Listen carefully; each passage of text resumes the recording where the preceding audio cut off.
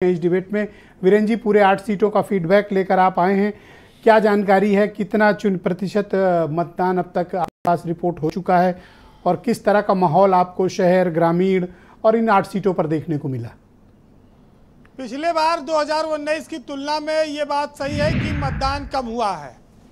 अगर आप इन 8 सीटों पर देखेंगे तो स्वाभाविक है कि 4-5% अगर मतदान कम होता है तो ये बहुत बड़े अंतर को दर्शाता है और इससे वोट पे बहुत बड़ा फर्क पड़ता है जीत हार पर। 8 सीटों में से 4 सीटें बीजेपी के पास थी, 2 बसपा के पास थी, 2 समाजवादी के पास थी। बाद में 1 सीट रामपुर वाली भाजपा के पास चली गई, यानी कि भाजपा के पास 5 हो गई और बसपा के पास 2 हो गई और समाजवादी के पास 1 सीट थी, खाली वो मुरादाबाद वाली। अब बात आती है कि मतदान का प्रतिशत धीमा क्यों रहा। लोगों ने गर्मी की वजह से वोट नहीं दिया या चुनाव को लेकर इतना उत्साह नहीं रहा? जी मिर्जा जी, चुनाव में लोकतंत्र का उत्सव है, लेकिन इस तरह से निर्वाचन आयोग ने इतने सारे नियम कानून कर दिए हैं कि अब ना तो जो प्रत्याशी हैं वो बहुत ज़्यादा खुलकर खर्च कर सकते हैं, ना बहुत ज़्यादा गाड़ियां चलवा सकते हैं। तो इन सब चीज़ों की वजह से भी थोड़ा उत्साह में कमी रही। लेकिन पश्चिमी उत्तर का ये चुनाव इस देश में 120 सीटों के उस चुनाव से जोड़ना जाएगा और उत्तराखंड की भी 5 सीटें इसमें जुड़ेंगी, जिसमें बहुत बड़े बड़े नाम शामिल हैं। पूर्व मुख्यमंत्री भी लड़ रहे हैं चुनाव। जब भाजपा ने एक नारा दिया कि अब की बार 400 पार, लेकिन 2014 में जो नारा था उसमें बीजेपी को 294 सीटें आई थी। 2019 में भाजपा 303 पे गई। अब की बार अगर 400 पार करना है तो अकेले भाजपा को 350 पार करना होगा और इस 8 में से 5 सीटें तो उसको अपनी निश्चित तौर पर जीतनी ही जीतनी होंगी और अगर वो 2 सीटें और जीते तब 400 पार का उसका नारा कामयाब होगा। ब्रजेश जी, ये चुनाव गुटबाजी और कहा जाए विरोध और अंतर विरोध, इसके लिए भी जाना गया। और सबसे बड़ी बात ये रही कि रालोद के भाजपा के साथ आने के बाद से जाट गुर्जर मतदाताओं में क्या बदलाव आया। भाजपा ने जितना जयंत चौधरी को दिया, क्या वो इस चुनाव में इतना उसको वापस लौटा पाएंगे, ये चुनाव तय करेंगे। अच्छा, दर्शक काफ़ी सवाल पूछ रहे हैं मुरादाबाद, रामपुर के बारे में। वहाँ एसटी हसन नहीं थे, उधर रामपुर में आजम खान नहीं थे। पीलीभीत में जितिन प्रसाद का चुनाव भगवत शरण गंगवार से कैसा हुआ? देखिए, वरुण गांधी का टिकट कटा, लेकिन उन्होंने कुछ बोला नहीं आज तक, जिसका फायदा बीजेपी को मिला।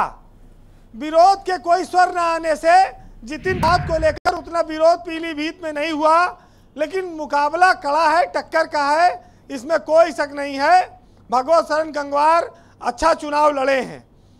अंतरकला और गुटबाजी की जब बात आती है तो फिर आजम खान, एसटी हसन, इनका नाम आएगा इन 2 सीटों पर। लेकिन सलाखों के पीछे बैठकर आजम खान इसको कितना प्रभाव डाल पाए हैं इस चुनाव पर, ये मतदान 50% के ऊपर गया है।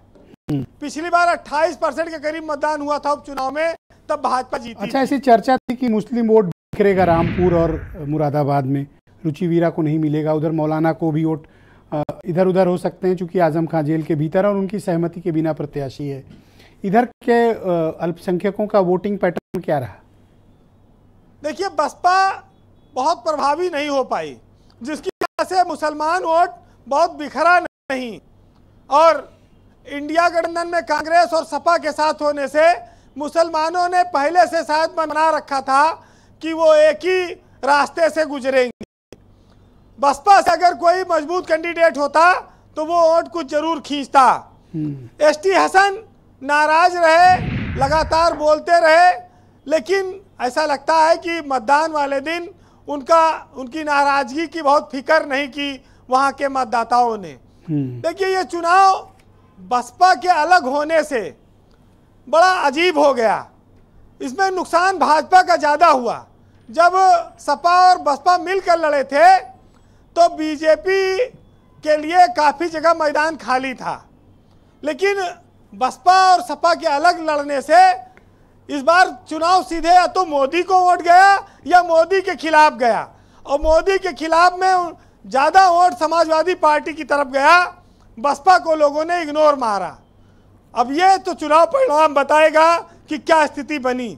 लेकिन एक चीज मान लीजिए कि ये जो पलटी और पटखनी वाला जो बयान आया जयंत चौधरी का, इसका परिणाम अब आएगा। इन 8 सीटों के चुनाव परिणाम पर नजर रखिएगा। वैसे अपने यहाँ कहा जाता है कि गुजरा गवाही और लौटा बाराती, इनको कोई पूछता नहीं है। अब आज मतदान खत्म हो गया, मतदाताओं की पूछ स्वाभाविक कम हो जाएगी। जिनको कल तक हलवा पूड़ी खिलाने की तैयारी थी, आज उनको भाई मतदान समाप्त, उनको कोई पूछने वाला मिलेगा नहीं।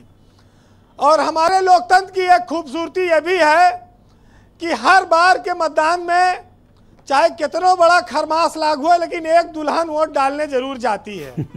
उसका फोटो आपको टीवी पे पता नहीं शादी का मौसम चल रहा है कि नहीं लेकिन दुल्हन और दूल्हा हमारे यहाँ कपड़ा पहन के फोटो डालने वोट डालने जाते हैं। और एक परंपरा और है कि बूढ़ी दादी और बूढ़े दादा पीठ पे लद के वोट डालने जरूर जाते हैं मतदान केंद्र पे। ये भी मिला। ये हमारे चुनाव की खूबसूरती है। तो इन सब चीजों से हमारा चुनाव लोकतंत्र मजबूत बनता है जी। और ब्रजेश जी, मतदान धीमा रहा, इसका आकलन ये लोग अपने हिसाब से कर रहे हैं। लेकिन इतना जरूर है कि भाजपा जो 5 सीटें जीती थी, वो 5 सीटों पर फिर बाजी मारती नजर आ रही, लीड कर रही है।